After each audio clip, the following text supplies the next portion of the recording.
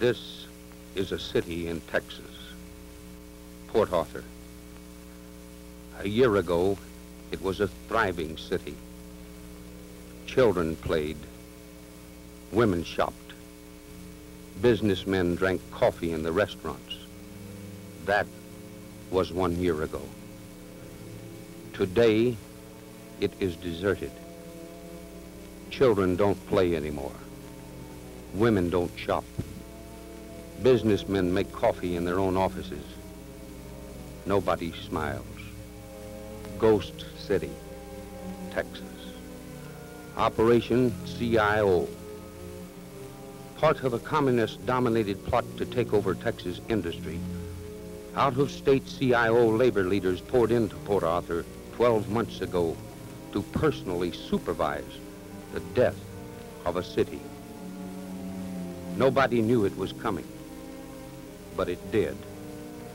As it can come to your town, any town, Texas. It can come tomorrow, not out of the night, but out of the clear Texas sunshine, any day, 1954. You won't know it.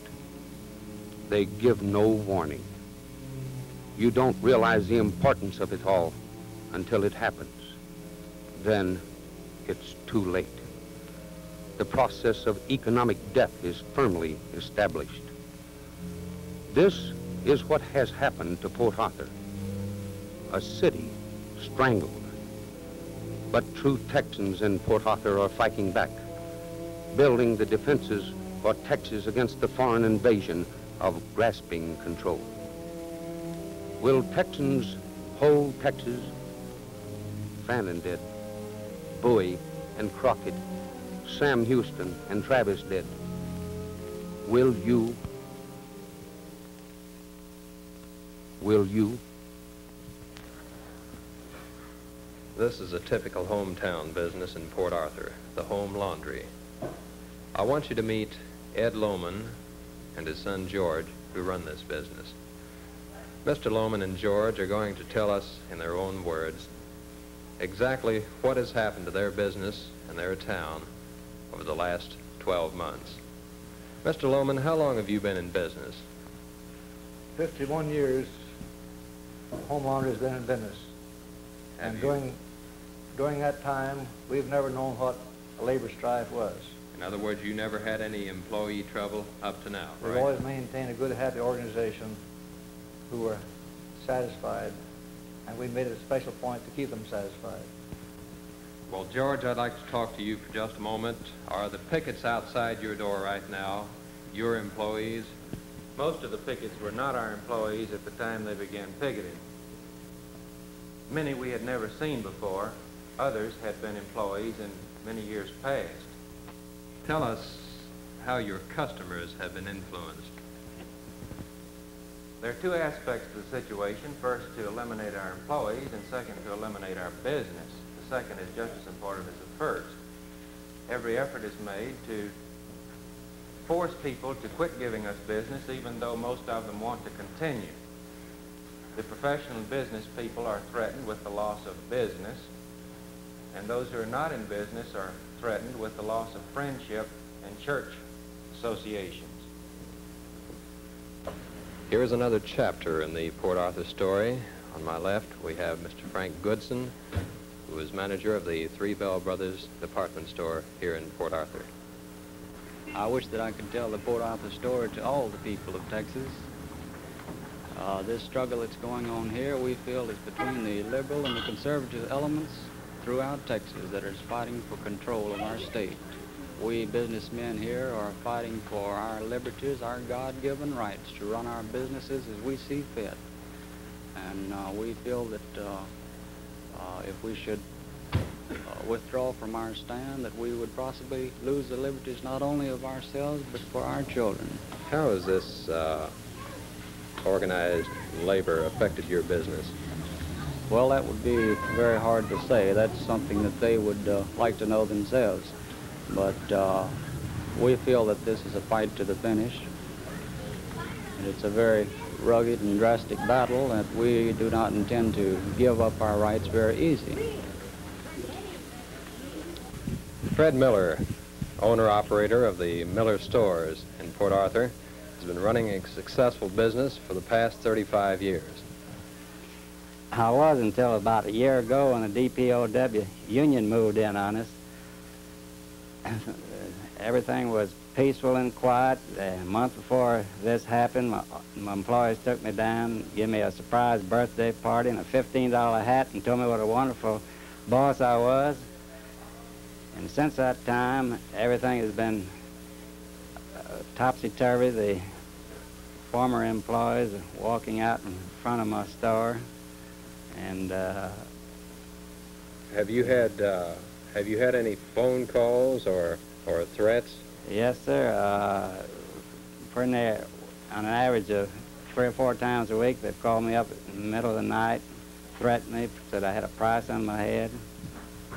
And Any body violence, physical violence? well, one time, one of the picket's father caught me across the street and gave me a black eye.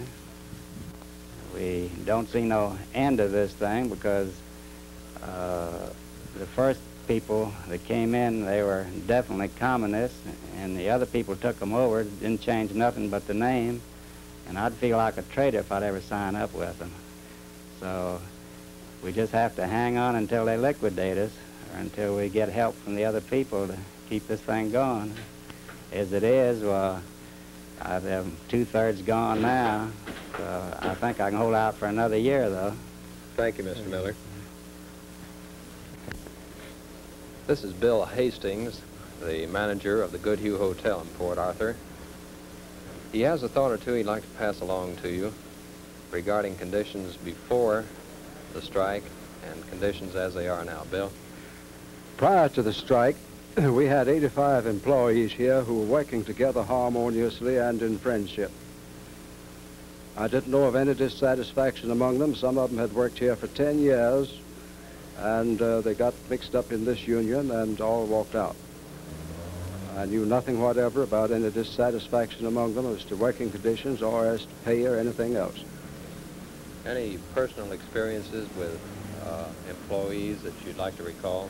Why, yes, we had one family working here, a mother and 2 daughters, who on about 9:30 on the night before the strike called me and said that they had joined the union, but that they learned they would be required to picket the hotel the next morning with signs declaring the hotel was unfair. They said we had never been unfair to them, and they did not want to picket and wanted to know how to get out of the union. I told them how they could get out, that they got out of an organization the same way they got in. I said, you got in by joining. All you have to do to get out is to unjoin.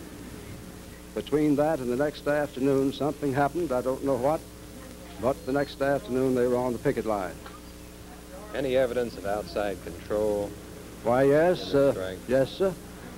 Mr. Fred Piper, vice president of CIO, came here from Atlanta, Georgia, which incidentally is my hometown, and his mission was to form a merger of some kind, since DPOWA had been proved to the satisfaction of Texas authorities to be communist-dominated. So he set up Local 1814. He was the ramrod of the strike at that time from out of town, and since then he has been twice quoted, once in the Dallas News and once in the Port Arthur News, to the effect that the strike was a mistake and never should have been called. Nevertheless, the strike goes on and has gone on now for 10 months. This is Mrs. Anthony Landry, who, along with her husband, own and operate the Farm Royale restaurant here in Port Arthur. Mrs. Landry, you've owned this business how long? 11 years.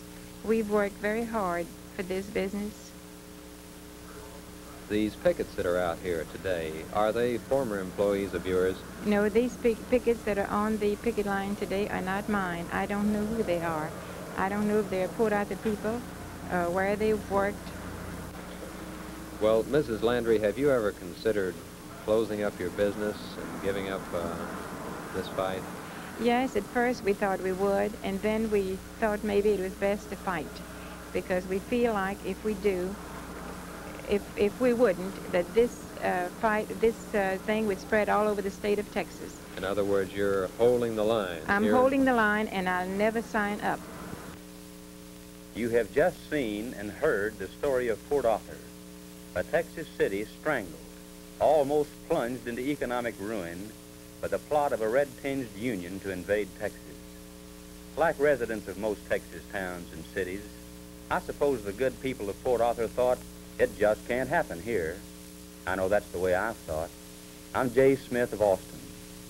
Now, after learning the Port Arthur story, I know it could happen anywhere, even in the capital of the Lone Star State. If it hadn't been for our governor, Allan Shivers, the plot of these eastern and northern left-wingers to invade Texas would have succeeded immediately.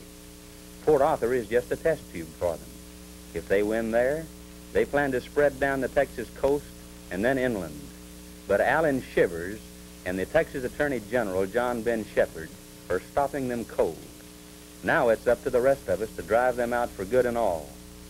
These organizers from the north and east, these unprincipled men who tried to destroy the free businessmen of a Texas town, their henchmen and their pickets are backing the opponent of Allan Shivers. I don't say that his opponent is one of them, but he's right in bed with them. We know that Allan Shivers is for Texas and Texas freedom. We have seen him fighting for Texas and for Texas school children. So, fellow Texans, as just a plain businessman, I urge you, as good Americans, as men and women of principle and integrity, to go to the polls Saturday, August 28th, and help hold Texas for Texans by keeping Allan Shivers in office.